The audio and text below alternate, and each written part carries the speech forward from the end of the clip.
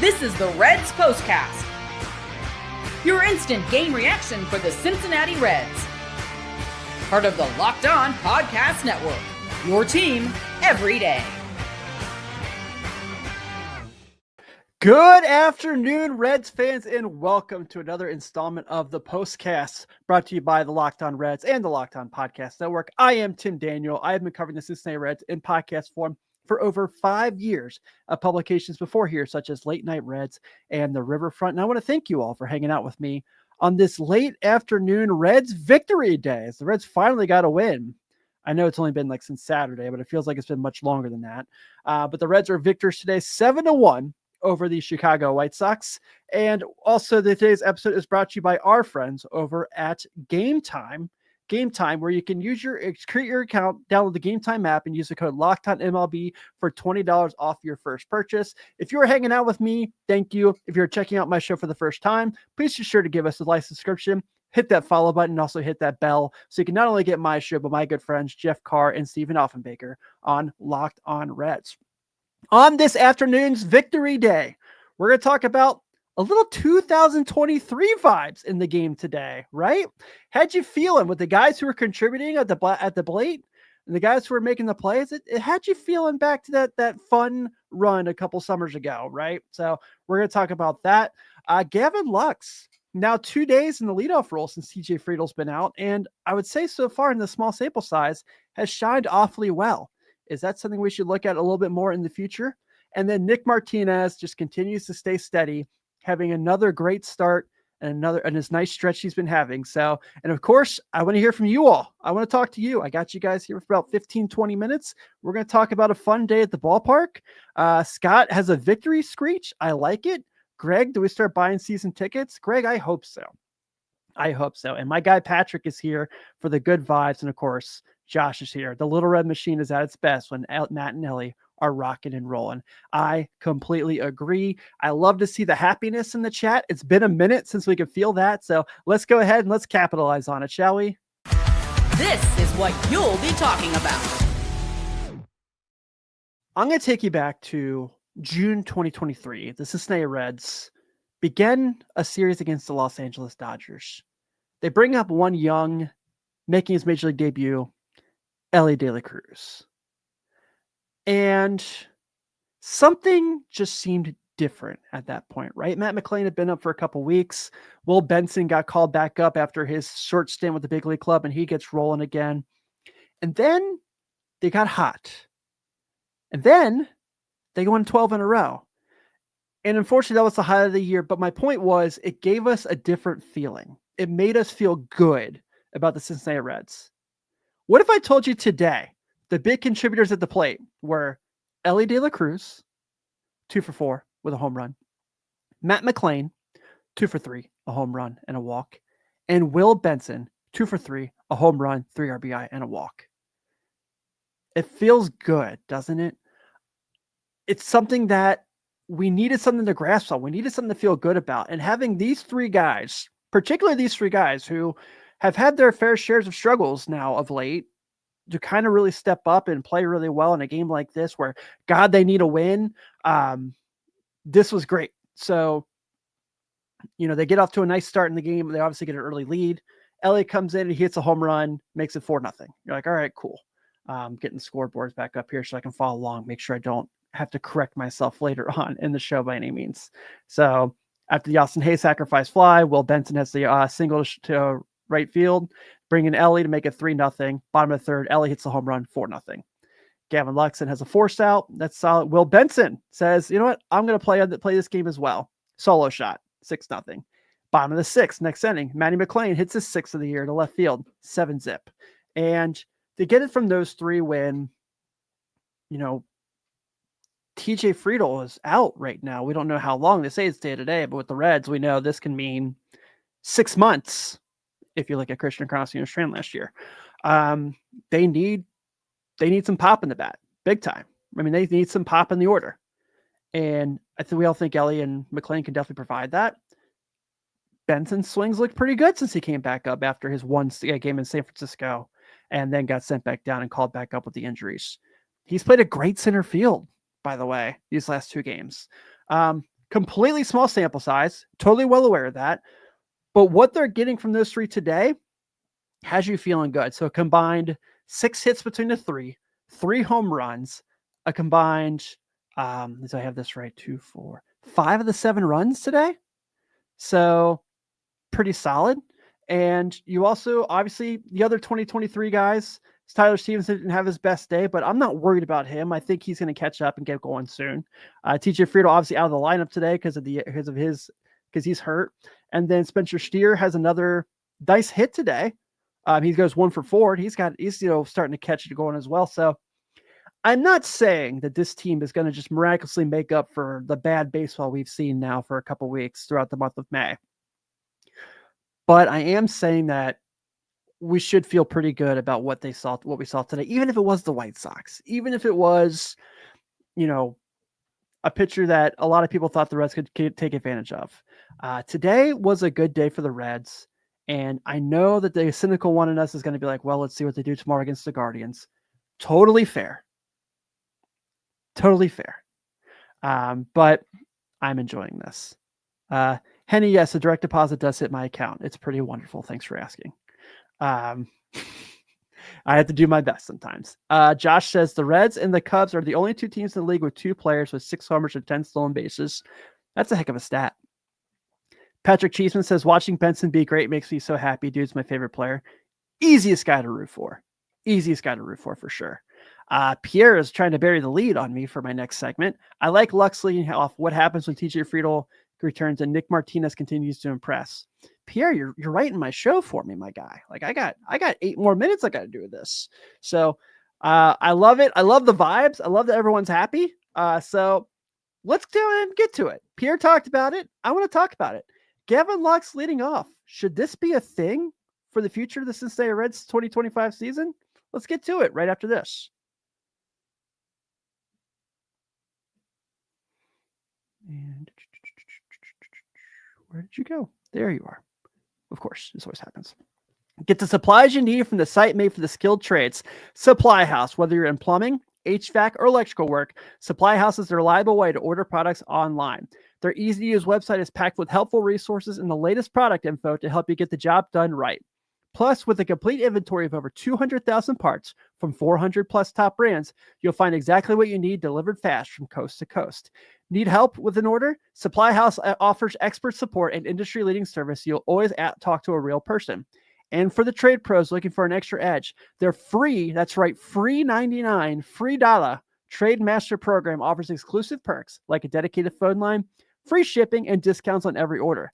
Thousands of skilled professionals are already taking advantage. Now it's your turn.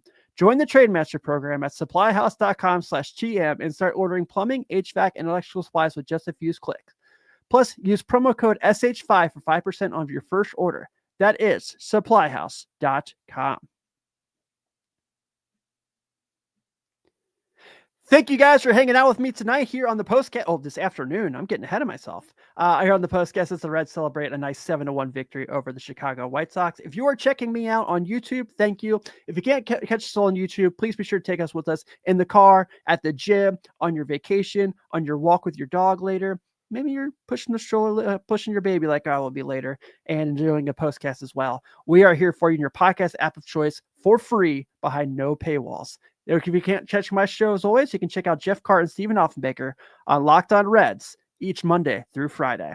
And let's go ahead and see, when did this feel like it was a victory for the Reds? When did we feel comfortable that the game was in hand? Let's find out here in just a second. Time to reveal where the game was won or lost. It's the turning point. Well, realistically, with the Reds, probably, I don't know. It could have been any point with how things have gone. But I'm going to go the Elly De La Cruz home run. Elly De La Cruz home run was really when it felt like the Reds were going to take this one and get the win. And that's his 8th of the year now. So Elly, 3 home runs in his last, 5 games? Elly getting hot? Huh? Got a double yesterday too? We know what happens when Elly gets hot. Things get really fun at GABP. All right. So today we saw, for the second game in a row, we saw Gavin Lux in the leadoff spot. Now, obviously, this is due to TJ Friedl's been out resting from his collision he had with Elly on Tuesday night. But Gavin Lux has really done pretty well there. So today he goes 2 for 3, scores a run, has an RBI, gets a walk, and just what really kind of felt like he set the tone.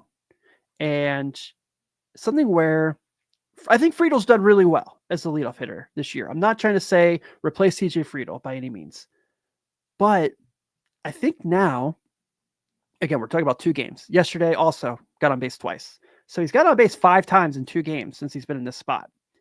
The leadoff guy is supposed to get on base. They're supposed to set the tone. They're supposed to be the guy that kind of gets everyone going, right? I think he's earned a case to not only maybe not be the full-time guy, but give them roster flexibility, give them lineup flexibility. Make it a case where certain matchups are so-and-so against righties, you can move Friedl around. You can move Lux around. They can kind of tag team that role if they really need to. And now with, if Benson keeps hitting the way he is, he's got a 937 OPS right now, by the way, and such a short, small sample size. But maybe that makes things a little easier. Yeah, Branch says it right here. Gavin Lux has just this really good ability to work counts, make pitchers throw a lot of pitches.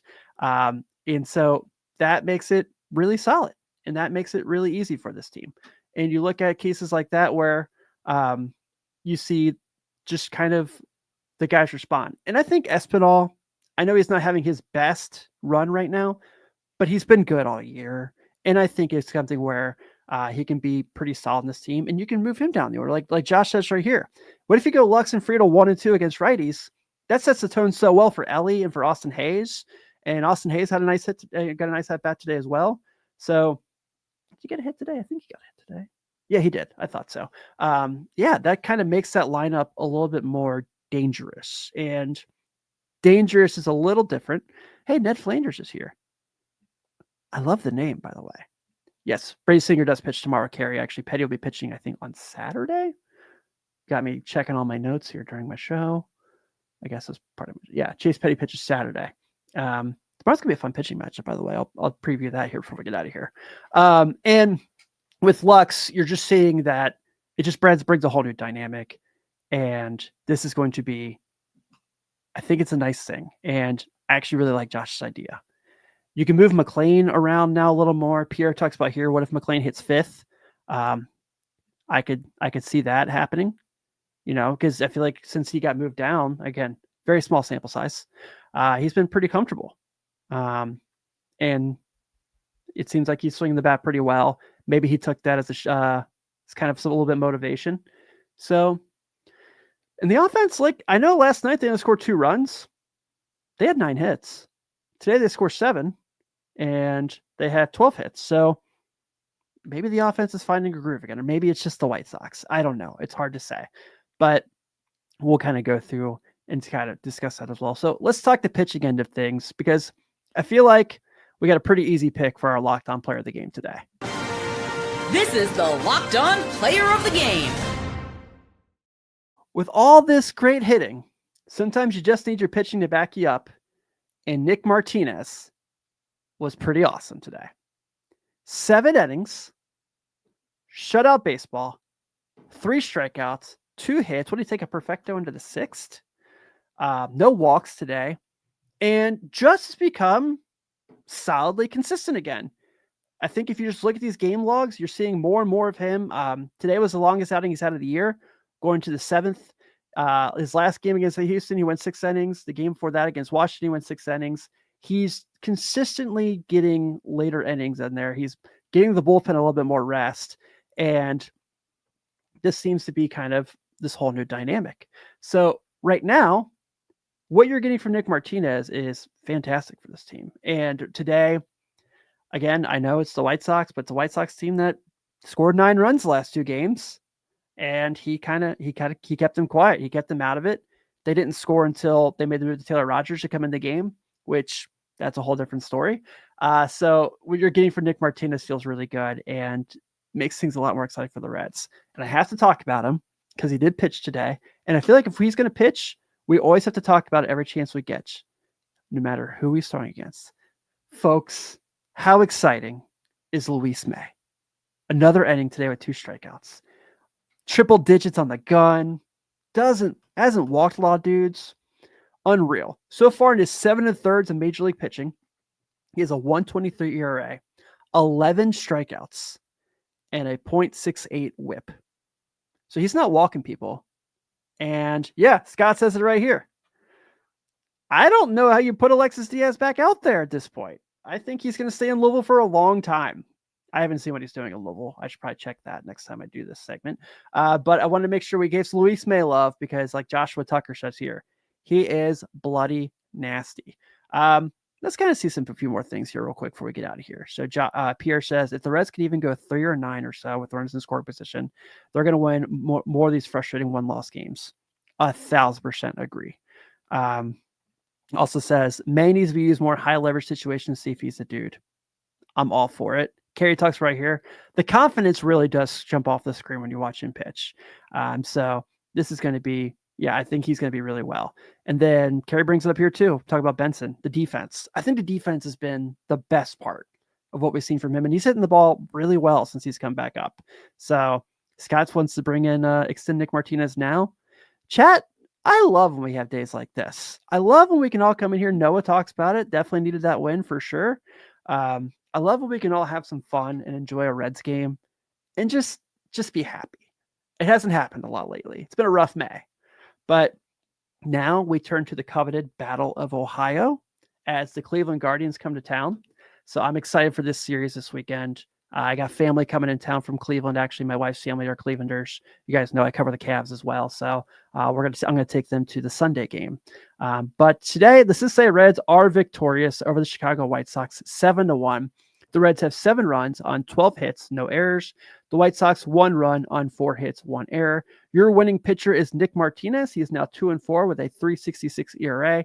Your losing pitcher is Bryce Wilson. He is now 0-2 with a 6 ERA. And the Reds keep their matchups against the AL Central going tomorrow as the Cleveland Guardians come in for City Connect Friday. And the Cincinnati Reds will be throwing Brady Singer out there, who really needs a bounce back game. Is going to go against a team he's familiar with in his career, obviously from his time in the AL Central. Brady Singer will be going against Cleveland's Tanner Bybee. So Bybee's also a really solid pitcher. He's currently rocking a 3.8 ERA for the Guardians. Singer's got a little bit of an inflated ERA from that Astros game, but we know that he can be pretty solid when needed. So that game will be at 6:40 p.m. Eastern. Oh, Scott, no kidding. Her family's in North Ridgeville. So small world. We actually stayed in an Airbnb in Lakewood recently. So that game will be at 6:40 Eastern. You'll see me probably about 9:30, 10-ish tomorrow. Everyone, thank you all so much. Be sure to check out Jeff and Steve on Locked on Reds as well. I'm Tim Daniel. I hope you guys have a great Thursday night. It's a beautiful day out here in Cincinnati. Go enjoy with some family, and I'll see you all soon.